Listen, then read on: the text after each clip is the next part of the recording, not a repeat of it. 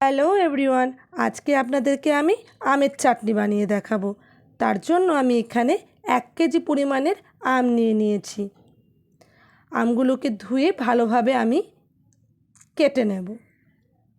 ভিডিওটা যদি আপনাদেরকে ভালো লেগে থাকে, পুরোপুরি ভিডিওটা কিন্তু আপনারা আমার সাথে দেখতে থাকুন। এই দেখুন, আমগুলোকে আমি পাতলা পাতলা করে সুন্দরভাবে কেটে নিয়েছি। আমগুলো কাটার সময় দেখতে পেলাম প্রত্যেকটি আমের মধ্যেই কিন্তু এরকম মোটা মোটা আঁটি হয়ে গেছে। দেখুন কত বড় বড় আঁটিগুলো হয়ে গেছে। এইভাবে আমি সব আমগুলোকে কিন্তু এইভাবে পাতলা পাতলা করে কেটে নিয়েছি। এরপর একটু হলুদ, লঙ্কা গুঁড়ো, লবণ দিয়ে আমি কিছুক্ষণ রোদের মধ্যে রেখেছিলাম। আমের মধ্যে যে একটা টক ভাব থাকে সেটা কিন্তু জল হয়ে একটু রোদে রাখলে বেরিয়ে আসে। এরপর আমি গ্যাসের মধ্যে একটা কড়াই নিয়ে নিলাম। কড়াইটা গরম হয়ে যাওয়ার পর কিছুটা পরিমাণ সরিষার তেল আমি অ্যাড করে দিলাম। আমার ভিডিও যদি আপনাদের ভালো লেগে থাকে লাইক, কমেন্ট, শেয়ার করে দিন। আমি তেল গরম হয়ে যাওয়ার পর কিন্তু আমি কিছুটা ফোড়ন দিলাম। ফোড়নটা হচ্ছে 5 ফোড়ন। 5 ফোড়নটা দিয়ে দেওয়ার পর দুটো শুকনো লঙ্কাও আমি অ্যাড করেছিলাম। এরপর কিছু পরিমাণ আমি জল দিয়ে দিয়েছি কড়াইটার মধ্যে। জলটা পুরোপুরি আমার ফুটে উঠেছে, দেখতেই পাচ্ছেন। এর মধ্যে কিন্তু আমি গুড়গুলোকে অ্যাড করে দিচ্ছি। এই দেখুন, অবশ্যই কিন্তু আমি যেভাবে রান্না করে আপনাদেরকে দেখাচ্ছি আমের চাটনিটা, আপনারা বাড়িতে একবার ট্রাই করে দেখবেন।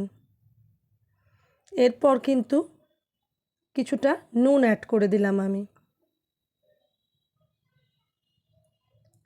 এরপর খুন্তি দিয়ে আমি নেড়ে দেখে নিলাম যে গুড়গুলো পুরো গলে গেছে কিনা। হ্যাঁ, আমার গুড়গুলো পুরো গলে গেছে এবং এখন কিন্তু গুড়ের মধ্যে কোনো পাক হয়নি, মানে চটচটে ভাবটা আসেনি।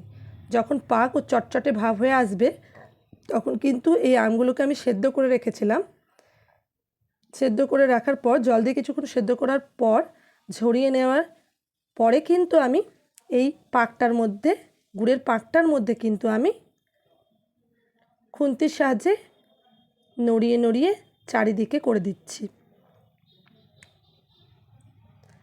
এই যে, এরপর আমি একটা ঢাকনা দিয়ে ঢেকে দিলাম। 10 মিনিট পর আমি ঢাকনাটা খুলে আপনাদেরকে আবার আমি দেখাচ্ছি। আমার আমের চাটনি কিন্তু পুরোপুরিভাবে হয়ে গেছে। আপনারা অবশ্যই কিন্তু এরকম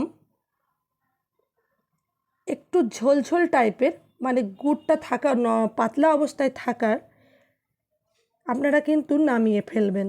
কারণ যখন এটা ঠান্ডা হয়ে আসে তখন কিন্তু পুরোপুরি এই যে গুড়টা দেখতে পাচ্ছেন ঝোলঝোল, সেটা কিন্তু আর থাকে না। তার জন্যই অবশ্যই এরকম একটু পাতলা পাতলা ঝোলঝোল টাইপের নামাবেন। এই যে আমিও কিন্তু সেভাবে নামিয়ে কিছুক্ষণ ঠান্ডা হতে দিয়েছি। তার কিছুক্ষণ পরেই দেখুন কি সুন্দর আমার আমগুলো কিন্তু পুরো গলেও গেছে এবং তখন আপনাদেরকে দেখিয়েছিলাম কেমন একটা পাতলা ঝোলঝোল হয়েছিল গুড়ের, সেটা কিন্তু আস্তে আস্তে গাঢ় হয়ে এসেছে। দেখুন দেখুন খেতেও কিন্তু দুর্দান্ত হয়েছিল। অবশ্যই কিন্তু আপনারা বাড়িতে বানিয়ে দেখবেন। এই যে আমি একটা আম আপনাদেরকে দেখাচ্ছি যে হ্যাঁ, আমটা পুরোপুরি কিন্তু গলে গেছে। এই যে পুরো গলে গেছে।